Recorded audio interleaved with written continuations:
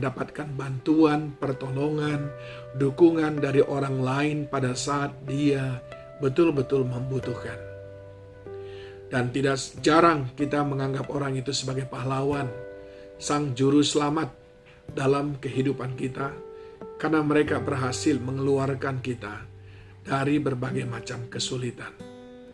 Atau ada orang-orang yang menunjukkan rasa belas kasihan, rasa sepenanggungan yang luar biasa pada waktu kita sedang di dalam kemalangan, kedukaan. Itu pun sering sekali merupakan hal yang sangat berkesan bagi kita. Saya ingin beritahu kepada saudara, ada kesombongan yang dibungkus dalam kebaikan. Di dalam Alkitab, Tuhan Yesus pernah mengajarkan tentang persembahan seorang janda miskin. Dicatat di dalam Markus pasal yang ke-12 ayat 41 sampai dengan 44. Pada suatu kali Yesus duduk menghadapi peti persembahan dan memperhatikan bagaimana orang banyak memasukkan uang ke dalam peti itu. Banyak orang kaya memberi jumlah yang besar. Lalu datanglah seorang janda yang miskin dan ia memasukkan 2 peser, yaitu 1 duit. Maka dipanggilnya murid-muridnya dan berkata kepada mereka, "Aku berkata kepadamu, sesungguhnya janda miskin ini memberi lebih banyak daripada semua orang yang memasukkan uang ke dalam peti persembahan. Sebab mereka semua memberi dari kelimpahannya, tetapi janda ini memberi dari kekurangannya, semua yang ada padanya, yaitu seluruh nafkahnya." Tentu terbalik sekali dengan apa yang kita pikirkan, sebab kesimpulan kita pastilah orang yang memberikan kita lebih banyak adalah orang yang lebih baik daripada orang lain.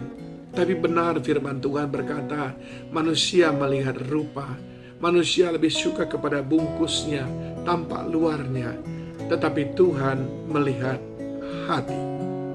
Saya sekali lagi ingin mengatakan kepada saudara, di dalam bacaan kita ini, Tuhan Yesus menemukan ada kesombongan yang berbungkuskan kebaikan. Ada kesombongan yang berbungkuskan kemurahan hati. Ada kesombongan yang berbungkuskan persembahan.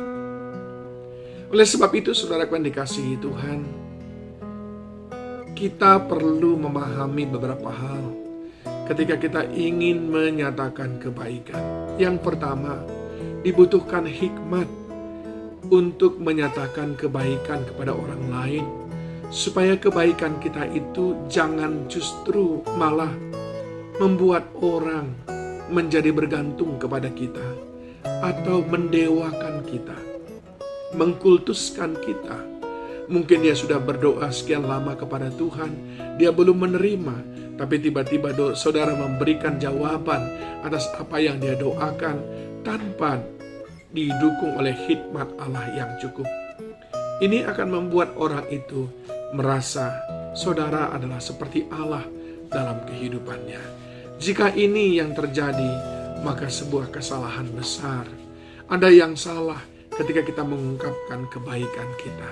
Sebab dalam kebaikan kita sekalipun mestinya nama Tuhan yang kita permuliakan. Ingat, perlu hikmat, perlu berhikmat dalam menyatakan kebaikan. Yang kedua, saudaraku, kebaikan itu hanyalah kebaikan jika dinyatakan dengan rasa takut akan Tuhan. Tatkala saudara memberikan kebaikan kepada orang lain, menolong orang lain, menolong sesama, pastikan saudara melakukannya dengan takut dan gentar akan Tuhan. Karena Tuhan yang memerintahkannya, karena Tuhan yang memberikan teladan seperti itu. Tuhan Yesuslah alasan saudara untuk berbuat baik kepada orang lain. Maka dengan demikian, saudara pasti memberi dengan tanpa motivasi yang lain. Yang ketiga, saudaraku, kebaikan hanyalah kebaikan jika dinyatakan dengan rasa hormat dan kasih akan semua orang. Saudara mungkin berbuat baik kepada si A, tapi pada saat saudara berbuat baik kepada si A, apakah saudara menghargai si B? Atau justru saat itu Ketika si A menerima kebaikan saudara, si B justru merasakan dia diperlakukan dengan tidak adil. Kita perlu betul-betul mempertimbangkan, sebab kebaikan itu hanyalah kebaikan jika dinyatakan dengan rasa hormat dan kasih akan semua orang. Bukan karena kita merasa kita superior, kita lebih daripada mereka. Dan yang keempat, saudaraku, kebaikan itu membutuhkan sikap hati yang benar, yaitu motivasi yang benar, yaitu benar-benar ingin menolong, benar-benar ingin melakukan apa yang Tuhan taruh di hati kita. Maka dengan demikian, kebaikan saudara benar-benar kebaikan di mata Tuhan dan di mata manusia. Bukan kesombongan yang dibungkus di dalam kebaikan. Seperti orang kaya yang datang kepada Tuhan, datang ke rumah Tuhan, membawa persembahan dengan uang yang besar, tapi memiliki motivasi yang sangat-sangat tidak berkenan di hadapan Tuhan. Tuhan sungguh melihat hati kita, bukan apa yang kita berikan kepadanya, tapi sikap hati kita ketika kita melakukan kebaikan. Adakah bau-bau kesombongan di balik kebaikan saudara? Adakah kesan berkuasa, ingin menguasai di balik kebaikan saudara? Adakah kesan ingin dikenang hebat, ingin dikenal luar biasa di balik kebaikan saudara? Mari kita renungkan dengan baik. Roh Kudus menolong.